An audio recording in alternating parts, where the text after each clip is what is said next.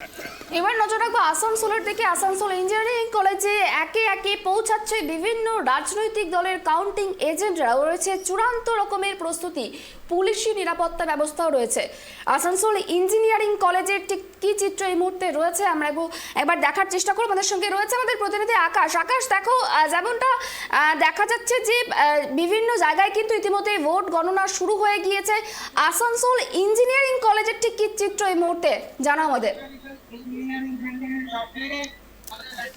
দেখো সুপর্ণা, আসানসোল ইঞ্জিনিয়ারিং কলেজেও কিন্তু ভোট গণনার যে কাজ শুরু হয়ে গেছে এবং সকাল থেকে আমরা দেখেছি যে বিভিন্ন রাজনৈতিক দলগুলো রয়েছে, সেই বিভিন্ন রাজনৈতিক দলের যারা কাউন্টিং এজেন্ট রয়েছে তারা কিন্তু এই ইঞ্জিনিয়ারিং কলেজে এসে উপস্থিত হয়েছে এবং এখানে এখনো পর্যন্ত আমরা যে চিত্র দেখতে পাচ্ছি যে ত্রিস্তরীয় নিরাপত্তা ব্যবস্থা কিন্তু করা হয়েছে এবং যারা এই গণনার কাজে আসছেন, বিভিন্ন রাজনৈতিক দলের যারা নেতাকর্মীরা এই গণনার কাজে যোগ দিতে আসছেন তাদেরকে ত্রিস্তরীয় নিরাপত্তা বলয় পেরিয়েই কিন্তু যে গণনা কেন্দ্র, সেই গণনা কেন্দ্রে প্রবেশ করতে হচ্ছে এবং ইতিমধ্যেই বারংবার প্রশাসনের পক্ষ থেকে যে সমস্ত বিধিনিষেধ রয়েছে, অর্থাৎ এই গণনা কেন্দ্রে ঢোকার ক্ষেত্রে যে সমস্ত বিধিনিষেধ রয়েছে সেগুলো কিন্তু মাইকে বারবার অ্যানাউন্স করা হচ্ছে। পাশাপাশি পুলিশের যারা উচ্চপদস্থ আধিকারিক তারা এখানে রয়েছে এবং ইতিমধ্যে বিভিন্ন রাজনৈতিক দল থেকে তারা কিন্তু আসতে শুরু করেছে।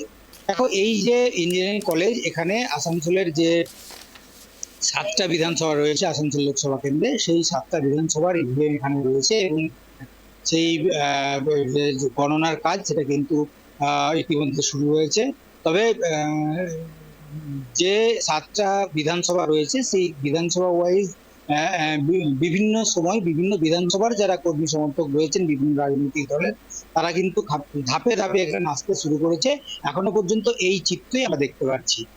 সুপর্ণা, একেবারে যারা ভোট গণনা করবে সে সমস্ত কর্মীদের, ভোট কর্মীদের কি কি ডকুমেন্টস নিয়ে বা কি কি জিনিস নিয়ে ভেতরে প্রবেশ করছে তারা? দেখো, সরকারি যে নির্দেশিকা রয়েছে সেই নির্দেশিকা মেনে কিন্তু যারা এই গণনার কাজে এখানে যোগ দিতে আসছেন, যে সমস্ত রাজনৈতিক কর্মীরা, তারা কিন্তু তাদের যে ফটো আইডেন্টিটি এবং ফর্ম 18 এছাড়া আর যে সমস্ত ডকুমেন্টস প্রোভাইড করার কথা, ডকুমেন্টস দেখানোর কথা, সেই সমস্ত ডকুমেন্টস নিয়েই তারা এখানে আসছে এবং এখানে যারা নিরাপত্তার দায়িত্বে রয়েছেন যে সমস্ত পুলিশ কর্মীরা, তারা সেই সমস্ত ডকুমেন্টস চেক করে তারপরেই তাদেরকে গণনা কেন্দ্রের ভেতরে প্রবেশ করার জন্য অনুমতি দিচ্ছেন। এবং এখনো পর্যন্ত আমরা যেটা দেখতে পাচ্ছি যে পুলিশের যারা উচ্চপদস্থ আধিকারিক রয়েছেন তারা ঘটনাস্থলে রয়েছেন এবং বারংবার তোমাকে জানিয়ে রাখতে চাইবো যে ইঞ্জিনিয়ারিং কলেজের যে মূল প্রবেশদ্বার, সেই মূল প্রবেশদ্বারের বেশ কিছুটা দূরেই কিন্তু একটা বেষ্টনী তৈরি করা হয়েছে পুলিশের পক্ষ থেকে এবং সেখানে প্রথম যে যারা আসছে এই গণনার কাজে যোগ দিতে তাদেরকে সেখানেই আটকে দেওয়া হচ্ছে এবং সেখানে তাদেরকে প্রথম যে চেকিং, সেই চেকিংটা হচ্ছে এবং পরবর্তীতে সেই চেকিং পার হয়ে তারা যখন ইঞ্জিনিয়ারিং কলেজের সামনে এসে উপস্থিত হচ্ছে সেখানে আর এক দফা তাদের চেকিং হচ্ছে এবং তারপর মূল যে প্রবেশদ্বার, সেই প্রবেশদ্বারে ঢোকার সময় আরো এক দফা পুলিশের পক্ষ থেকে চেকিং করা হচ্ছে।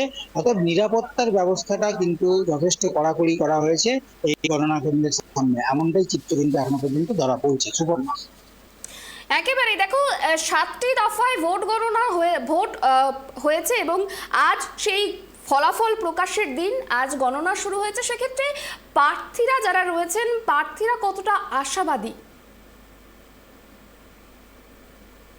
দেখো, আমরা আসানসোল লোকসভা কেন্দ্রে মূলত আমরা কথা বলেছিলাম কালকে দুটি রাজনৈতিক দলের সঙ্গে এবং তারা যেটা জানাচ্ছেন যে তারা প্রত্যেকেই কিন্তু আশাবাদী এবং তারা প্রত্যেকেই ফল নিয়ে প্রচন্ড আশাবাদী, যাতে করে কিন্তু কি হয়। অর্থাৎ এখানে তুমি জানো যে আসানসোলে 4র্থ দফায় ভোট হয়েছিল 13ই মে এবং তারপরেই কিন্তু ইভিএম বন্দি অবস্থায় এখানে রয়েছে, ইভিএম রয়েছে এখানে এবং সেই ইভিএম আজকে যে গণনার কাজ, সেই গণনার কাজ আজকে হওয়ার কথা।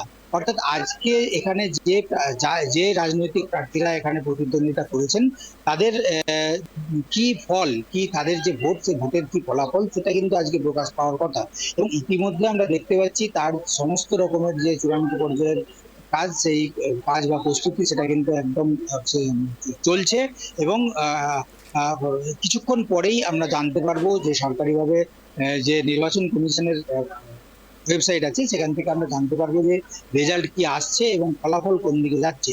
তবে তুমি যেমনটা বলছিলে যে জয়ের ব্যাপারে কালকে আমরা যে সমস্ত রাজনৈতিক দলের সঙ্গে কথা বলেছি তাদের যারা প্রতিনিধি বা তাদের যারা ক্যান্ডিডেট তারা যেটা জানাচ্ছেন যে জয়ের ব্যাপারে তারা কিন্তু প্রত্যেকেই আশাবাদী। তবে আমাদের অপেক্ষা করতে হবে যে এখন এই আজকে দিনের শেষে কি ফলাফল আছে সেটি কিন্তু অবশ্যই দেখা যাবে।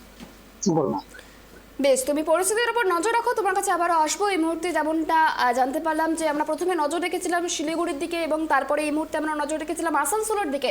সেখানেও কিন্তু নিরাপত্তা ব্যবস্থা একেবারেই কিন্তু চূড়ান্ত, যেটা দেখা যাচ্ছে যে কড়া বলয়ের মধ্যে নিরাপত্তা ব্যবস্থার মধ্যে কিন্তু মুড়ে ফেলা হয়েছে স্ট্রং রুম এবং সেখানে ডিসিআরসি কেন্দ্র যেখানে ভোট গণনা হবে সেখানে ভোট কর্মীরা কিন্তু তারা প্রবেশ করছেন এবং যে সমস্ত ডকুমেন্টস রয়েছে বা লিগ্যাল প্রসিডিওর রয়েছে সেই প্রসিডিওর মেনটেন করে কিন্তু তারা ভেতরে প্রবেশ করছে এবং যেমনটা জানা যাচ্ছে যে সকাল 7টা থেকে ভোট গণনা শুরু হওয়ার কথা এবং আমরা দেখেছি গতকাল রাত থেকে কিন্তু বৃষ্টি হচ্ছে, সকাল থেকে মুষলধারে বৃষ্টি হয়েছে বিভিন্ন জায়গায়। বৃষ্টিকে উপেক্ষা করেই কিন্তু ভোট কর্মীরা ভেতরে প্রবেশ করছে এবং কাউন্টিং কিছুক্ষণের মধ্যে শুরু হয়ে যাবে এবং যেমনটা জানা যাচ্ছে যে আজকেই সেই দেশের বড় দিন। 7 দফায় নির্বাচন হয়েছে, প্রথমে 26শে এপ্রিল, 27শে মে, 13ই মে, 20 মে, 25শে মে এবং শেষ দফা 1 জুন। 7টি দফায় নির্বাচন হয়েছে, 543টি আসনে ভোট গণনা আজ হবে এবং এই গণনার পরেই কিন্তু জানা যাবে যে কে কতটা জায়গা দখল করলো, কে বসলো দিল্লির সিংহাসনে এবং কে কতটা টেক্কা দেবে একে অন্যকে। যেমনটা জানা যাচ্ছে যে শাসক দল তৃণমূল আবার বাজিমাত করবে, নাকি মোদি হ্যাট্রিক করবে, নাকি বাম কংগ্রেস নিজেদের জমি ফেরাতে পারবে, সেদিকেই কিন্তু নজর থাকবে আমাদের।